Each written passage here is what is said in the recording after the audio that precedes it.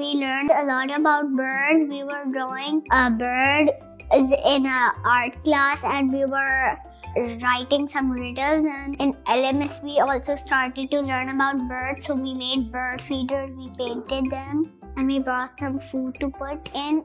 And then we also went to a field trip where we learned all about birds and learning about what are the names of the birds, and what do they do, what do they eat, what colors are they. So we drew them and we had to color them, and we tried to color them the same color. And on the performance day, our parents also came and looked at all the riddles that we wrote, all the things that we learned about birds, and we also we all had a lot of fun.